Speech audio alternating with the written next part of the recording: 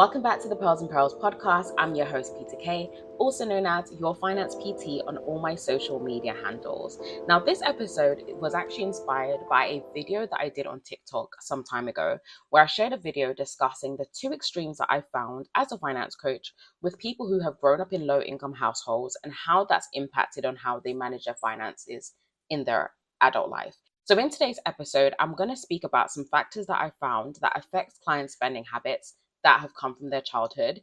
I'm not only going to focus on those that have come from low income backgrounds, but also others who have grown up in households where money was not an issue. Because even in situations like this, it can still impact on your finances as an adult in a good and a bad way. So stay tuned. I really hope that you're going to enjoy today's episode and take something away from it. And as always, if you do, you already know what to do. Share it with someone. The first factor that I wanted to touch on is the parent's money financial situation. I'd say that for most people, this is one of the biggest factors that can impact on how they approach their finances going from early teens into early adulthood and even as a middle-aged person.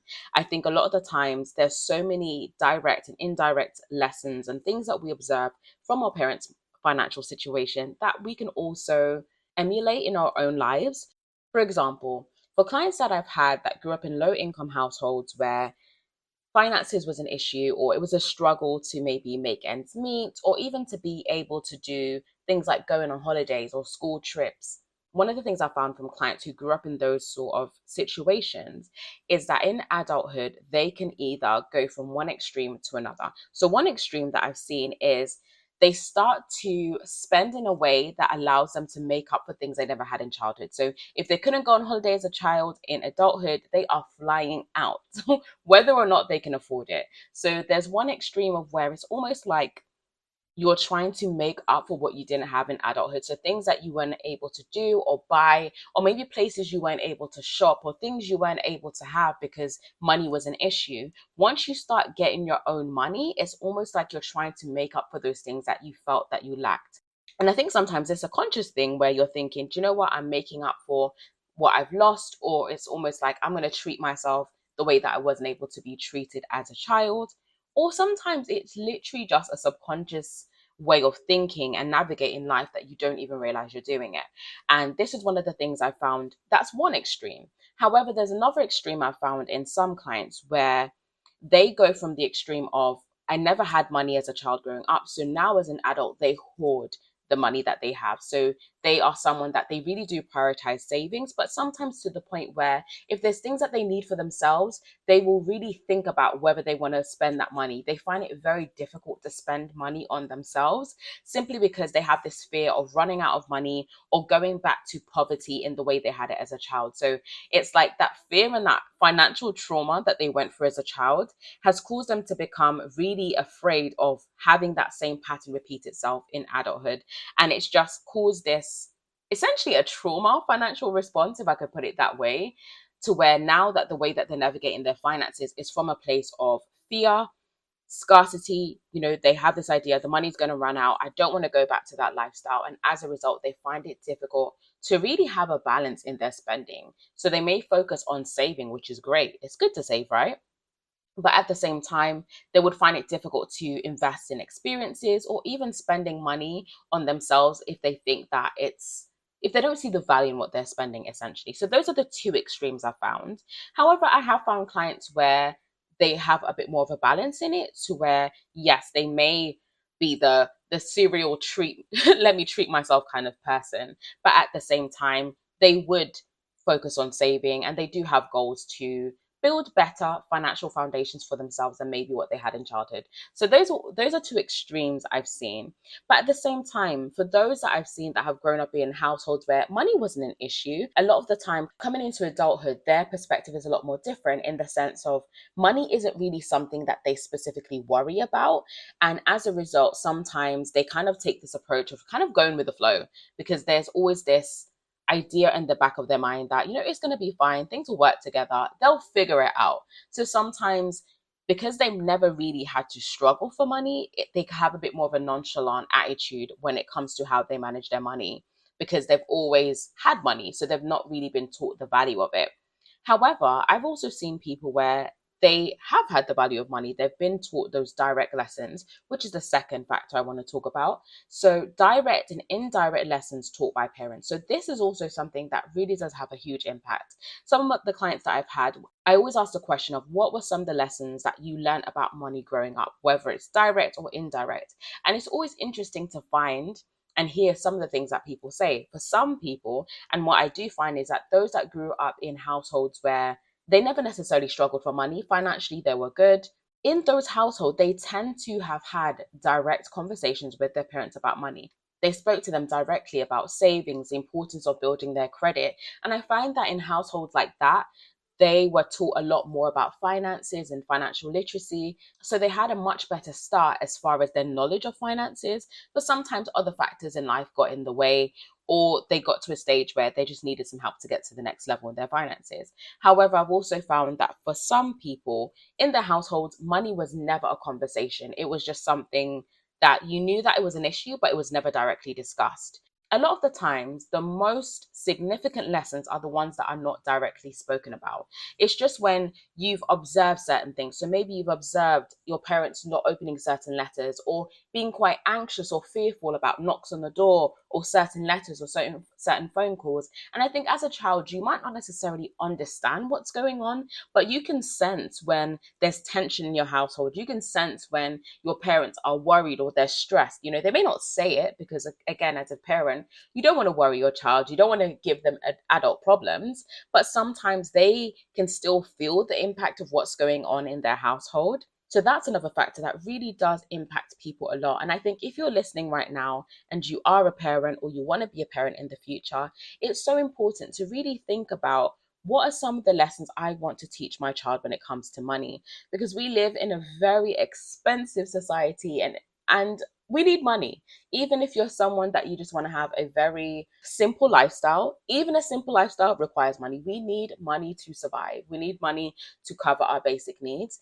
And I think it's really important to actually have those conversations with your children to really prepare them for the real world. Because unfortunately, a lot of us going into our early 20s, we are ill prepared for the real world. We're not prepared for understanding how to manage our finances. We're not prepared when it comes to building credit in a healthy way. A lot of things are, we're exposed to it, and there's this expectation that we're just going to figure it out. And unfortunately, sometimes when we are left to our own devices, we make very poor choices. And something I have seen personally in my coaching is that a lot of my clients that come to me in their late 20s, early 30s, or even some of my clients in their 40s, is that a lot of the financial mistakes they made was in their early 20s. It was either when they were fresh out of uni, in uni, or when they first started having like their first job. That's where everything kind of snowballed. That's where they picked up bad habits. And a lot of the time, the reason is a lack of knowledge on financial literacy, a lack of knowledge on what good money management looks like. And this is why I'm so passionate about what I do. This is why I'm so passionate about this podcast. And I'm here, even though I've started and stopped so many times. But honestly, these are some of the things that keeps me going, because I think it's so important for us to have these conversations, for us to share our knowledge. I never want to gatekeep. Of course, there's certain things that I will not do for free, but that's because, again, life is expensive and your girl has bills to pay and your girl has dreams to fulfill.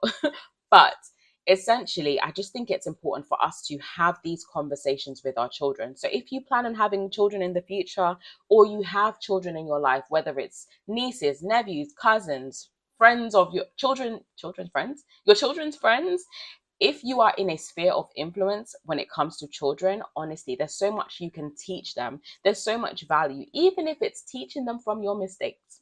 Those things really do make a difference. And it's really going to prepare the next generation for what the world is becoming. And as we are really in a digital age when it comes to money, being able to truly manage your finances effectively is even more important. Now, when it comes to payments, we're using our phones to pay, we're using our cards to pay by contactless, we're using a lot less cash generally in our society. And as a result of that, we tend to be quite detached with what we're spending and how much we're spending. And this is why it's important for us to really be in touch with money and what we're spending. Because again, if you're not intentional about the way you spend and how you approach your finances, you're going to find yourself in a cycle that you don't want to be in. And that's one of the things that I found that has really a huge impact. And I know something that's really important to a lot of us going forward and being able to impact the next generation, this whole idea of generational wealth, this idea of setting your children up in a way that maybe you never experienced growing up and just bettering the next generation. One of the things that's so important when it comes to quote unquote building generational wealth is building on knowledge. Like knowledge sometimes is so much more important than the actual monetary gifts or money that you might be able to give to your child when they turn 18 or 21 or whatever the age is. Just being able to pass on your knowledge and your wisdom is so important. Like we're in a society where we're in the information age, essentially. There's so much information out there. If you go on YouTube, there's videos about everything. I mean, you listening to this podcast, I'm speaking about a topic, and I'm sure if you listen to another podcast, there's another topic that's being discussed. Like, there's so much information, so much opinions, and a lot of the time, this can get overwhelming. It's almost like you don't know which one to go with, what is the truth and what isn't. And when it comes to money and personal finance, at the end of the day, it's very personal. There are some foundational things which run through and through, like saving. That's a basic financial concept, and it's something that is important at whatever level you're at. But there are going to be different things as far as how you approach your money, how you set your goals, what your goals look like, and how you actually go about approaching those goals that you have that may be different. But I think what is important, as I said, is passing on your wisdom. So if you are just focused on the fact that, well, I want to be able to maybe buy my child their first home or help them towards a deposit, remember as well that the wisdom you're going to pass on to your child or the children around you, that is also invaluable. We need wisdom. Like having a community of people around you that are able to give you actually good counsel is so important, because a lot of the time the younger generation, they're getting their life skills and their lessons from TikTok or social media influencers, and sometimes what's being taught is helpful, is great, is healthy, but sometimes it's not. And this is why it's important for us to also create community for our children and the next generation offline as well as online. So that's one of the factors that really, really does make a difference. And sometimes it's not just what you say, but what you do as a parent that has a bigger impact on your children. Like, yes, you may give them the direct lessons about the importance of managing your money well, the importance of planning and saving and investing and all the good stuff. But perhaps in your own life, you don't actually mirror that. Like, children will do as they see you do. You know, you may say one thing, but if you're doing another, the value and the weight in what you're saying is not going to be the same. Another factor I've seen that has an impact in adulthood is culture. Culture is one of those things that it can be quite a sensitive area to explore, because cultures can be so different. Your beliefs about certain things may stem from the culture that you have. And again, it may be very different to modern day society, or maybe very different to the country that you live in. But something I've seen is that in different cultures, the value placed on specific financial values may be different. So in some cultures, it's important to support your family financially. In some cultures, it's important to essentially, the children are the parents' retirement. In some cultures, that is literally the reality. And sometimes that comes from, your native country. That's just the way things are. People don't necessarily have pensions, and your children are just expected to look after you in your old age.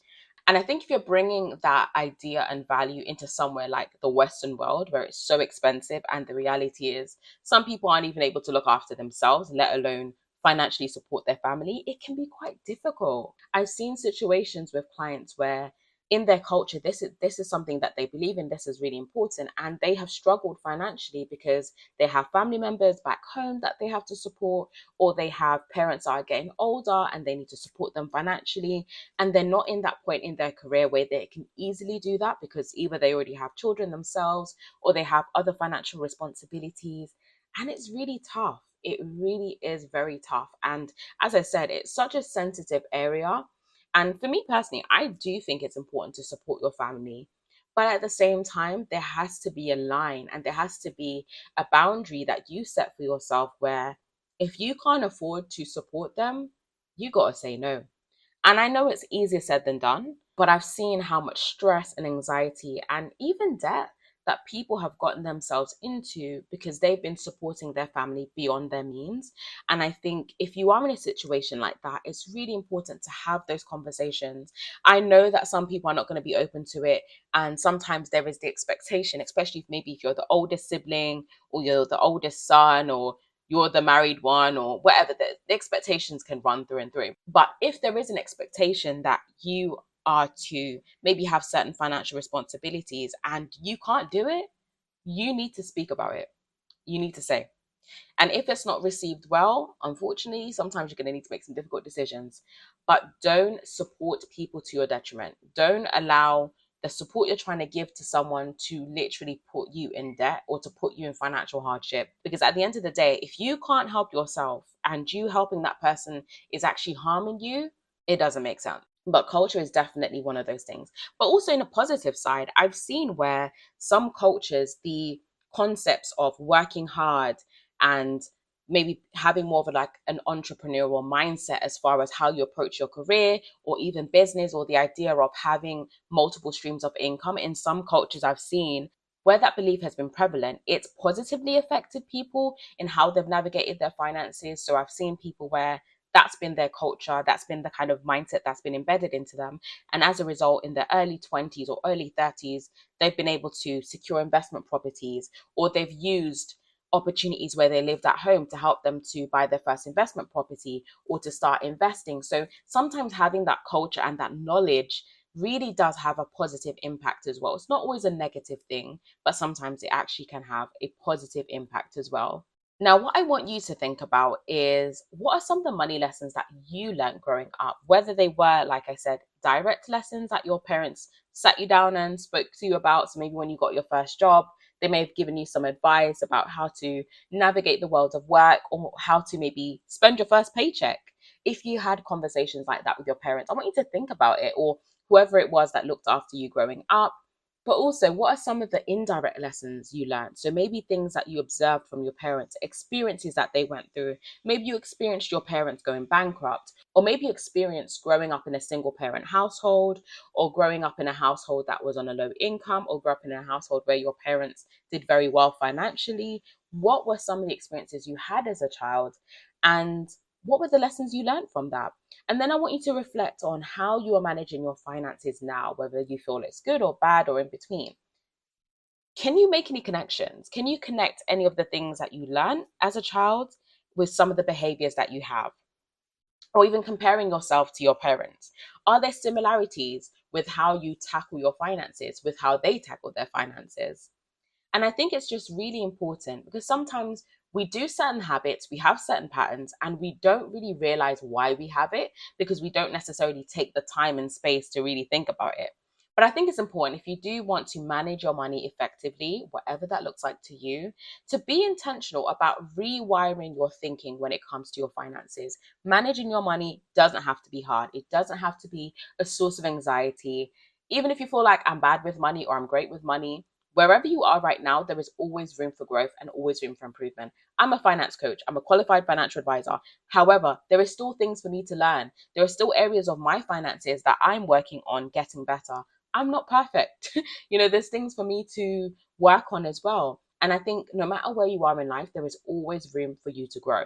But it's important to really be intentional about rewiring your thinking and also working on changing certain patterns in your habits and the way that you approach things. So what I want you to do, if you want to, so what I want you to do, we are in the second half of the year, and if you want to improve your finances, so whether that's saving more money, clearing down some debt, starting your investing journey, achieving a financial goal that you have, or even just feeling better about your finances, I want you to focus on building one habit over the next 6 months that will improve your finances. So, whether that's going to be reviewing your spending regularly, taking a look at the financial goals that you set earlier in this year, if you set none, setting yourself some goals for the next 6 months, and having regular meetings where you can actually review how you're getting on.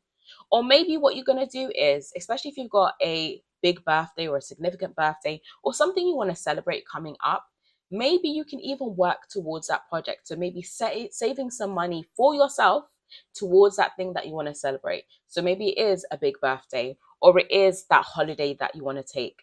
I want you to focus on building a habit that's going to improve your finances and your life and your well-being in general.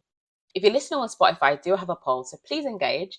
And my question on the poll is, do you think any of your childhood experiences have affected how you manage your finances now as an adult. If you've enjoyed today's episode and you can relate to anything that I've spoken about, let's carry on the conversation. If you follow me on Instagram or TikTok, let's engage, let's talk about it. I'd love to know your thoughts on today's episode.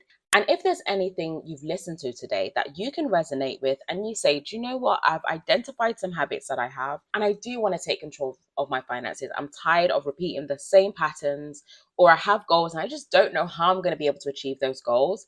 I would suggest book in a finance coaching session with me. If your issue is building a budget, you don't know where to approach it, or maybe you have a budget and it's just not working, book in a budget builder session with me. Or if there's other financial things that you want to discuss, booking a coaching session. If you check out the show notes, it will have the link to how you can book in a session with me. And actually, what I will do is I'm going to put a discount code. As a podcast listener, I'm going to put a discount code in the show notes so you can get 10% off if you're booking a coaching session. So check out the show notes for the code you need to use at checkout to get a 10% discount on any financial coaching session that you book in with me. And I'm going to make it valid for the rest of the year. So if you're listening to this episode 2 months later, as long as we're still in 2024, you can get 10% off any financial coaching session with me. So I'm going to put that in the pod. So definitely check out the show notes. Thank you for listening to today's episode. I hope you enjoyed it, and I'll be back with you in the next episode.